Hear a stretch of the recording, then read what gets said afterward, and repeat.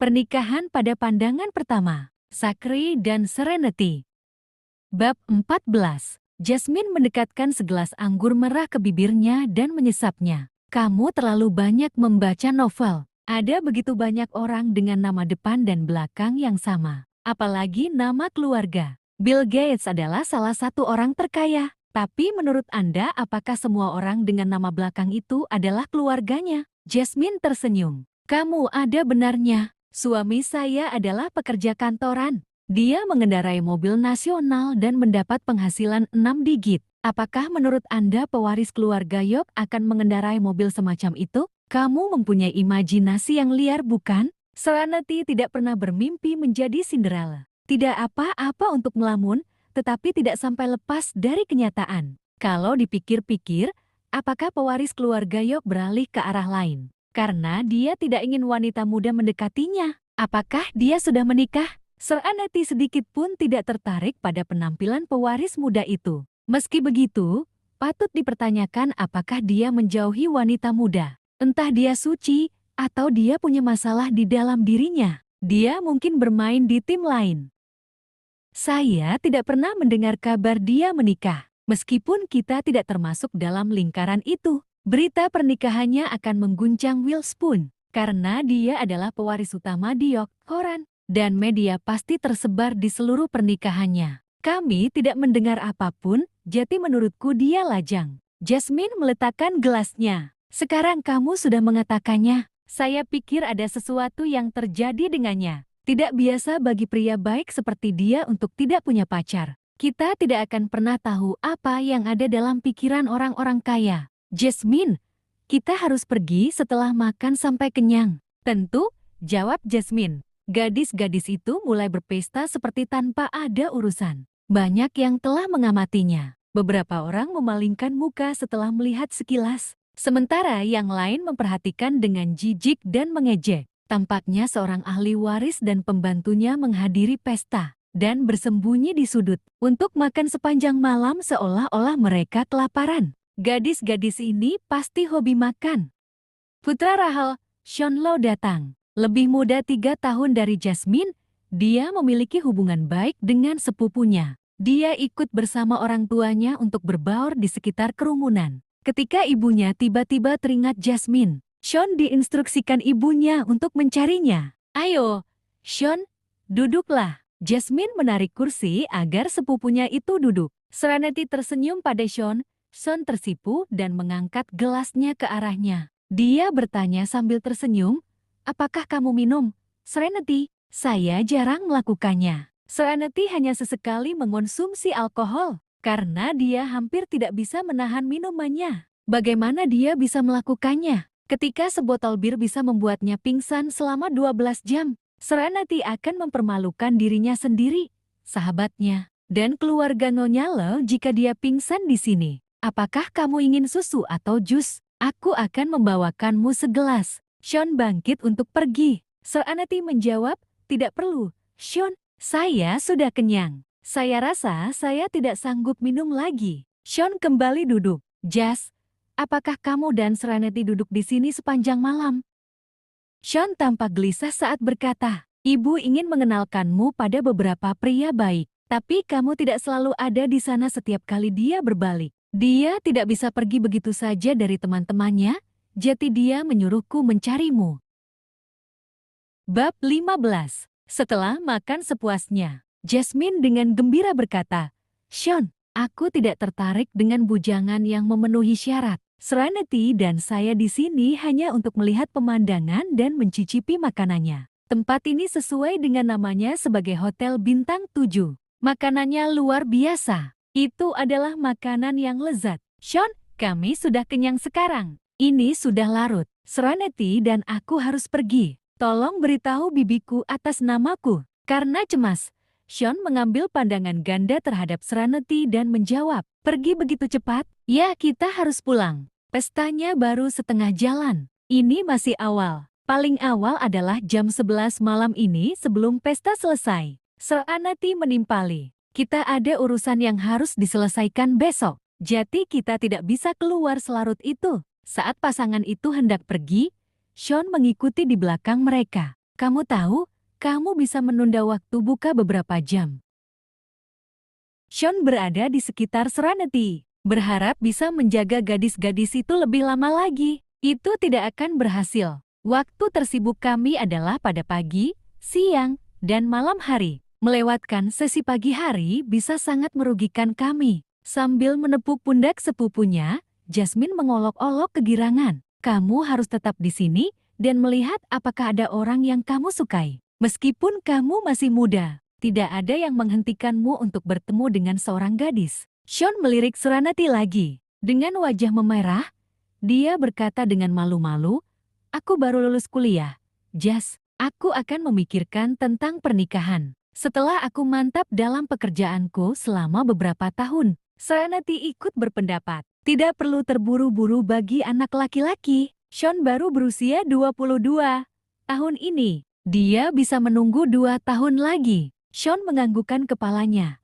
Namun Serenity menambahkan dengan responsif, "Kamu masih kecil saat pertama kali aku bertemu denganmu. Aku tidak percaya kamu sudah dewasa sekarang, Sean." Karena tidak dapat membujuk gadis-gadis itu untuk tetap tinggal, Sean berjalan bersama mereka keluar dari hotel. "Jas, apakah kamu mengemudi ke sini? Ibu kamu mengatur mobil untuk menjemput kami." Jas tidak merasa terganggu saat dia berkata, "Seren dan aku bisa naik taksi. Kamu harus masuk kembali, Sean.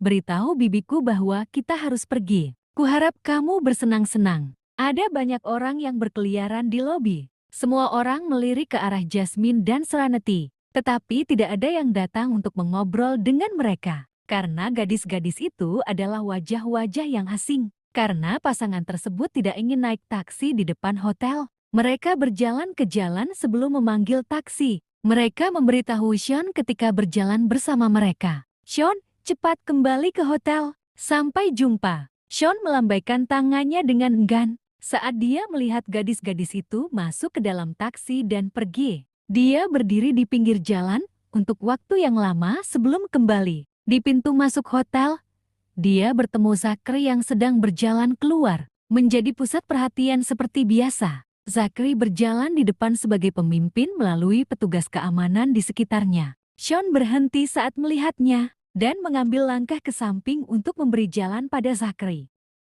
"Tuan Yap." Zachary menghentikan langkahnya saat dia melewati Sean dan dengan sopan menyapa Sean. Merasa tersanjung, Sean langsung menjawab sambil tersenyum, "Tuan Yap." Semua orang terkejut dengan pertukaran sapa antara Zachary dan Sean.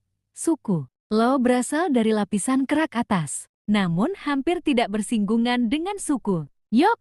Sean hanyalah seorang anak kecil di mata semua orang. Meski sudah memasuki bisnis keluarga, Sean memulainya dari bawah. Sean memegang posisi penting di perusahaan Lowe's. Agar Zachary yang tinggi hati menyapa Sean, apakah dia mencoba membangun jembatan? Karena dia melihat sesuatu dalam diri Sean sebagai pewaris bisnis keluarga Lowe's di masa depan. Atau apakah dia melihat masa depan yang menjanjikan di keluarga Lowe's? Tuan dan Nyonya Lo mengantar Zachary keluar bersama orang banyak. Melihat Zachary mengakui kehadiran putra mereka, pasangan itu tercengang sekaligus terkejut.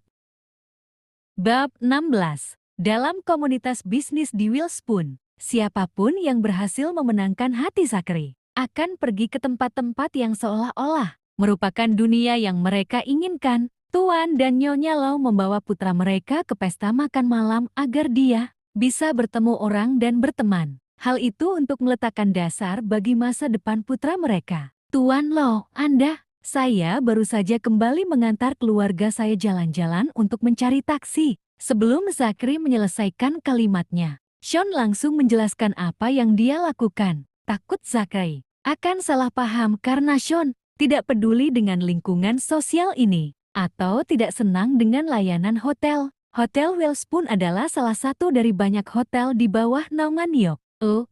Zachary lalu berjalan melewati Sean. Sepertinya dia hanya menyapa Sean karena sopan santun. Sean tidak punya waktu untuk melupakan situasi. Saat kerumunan di sekitar Zachary berjalan melewatinya, Sean menjadi bukan siapa-siapa dalam sekejap. Semua orang sudah terbiasa dengan Zachary, yang muncul sebentar di sebuah acara sebelum pergi.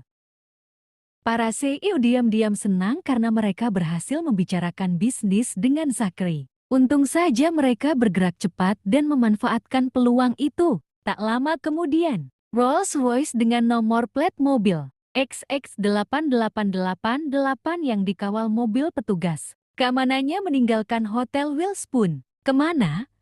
Tuan Zachary, pengemudi bertanya. Zachary melihat jam, dan saat itu baru pukul 8:30. Karena ini masih terlalu siang baginya. Dia memikirkannya dan menjawab, ke Brainfield. Mengerti, jawab pengemudi itu. Yang mengejutkan Zachary, dia pulang lebih awal dari Serenity. Kembali ke rumahnya yang sepi, tanpa kehangatan, dan kosong. Zachary duduk di sofa dan tanpa pamrih menonton TV sambil menunggu istrinya, yang belum pulang meski sudah meninggalkan hotel lebih awal. Pengawal itu telah menangkap setiap gerakan Serenity di pesta, dan mengirimkan gambarnya ke telepon Zachary. Zachary menelusuri setiap foto. Yang dilakukan wanita itu hanyalah makan, seolah-olah dia telah kelaparan seumur hidup.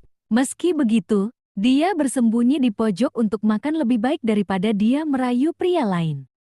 Zachary mengerutkan kening melihat pakaiannya. Wanita itu berpakaian minim dan bahkan tidak mengenakan gaun malam. Tentu saja, dia akan menguncinya di luar rumah jika dia muncul di pesta dansa, berpakaian rapi. Selain Sean, Serenity tidak berinteraksi dengan pria lain. Sean adalah sepupu dari sahabatnya, jadi mereka pasti sudah saling kenal. Pada akhirnya, Zachary terpaku pada sebuah foto dengan bibir mengerucut. Matanya mencerminkan semakin dalam dan tidak berperasaan. Itu adalah sudut yang sulit untuk diambil bahkan untuk foto candid. Pengawal itu entah bagaimana berhasil menangkap Sean yang sedang melirik Serenity. Sebagai kepala York Corporation, Zachary telah melatih mata elang. Dia menangkap kehalusan foto itu. Sean menyukai Serenity. Sulit bagi Zachary untuk percaya bahwa dia mempunyai saingan dalam hal cinta. Terdengar bunyi klik pada kunci pintu. Zachary berhenti melihat foto-foto itu,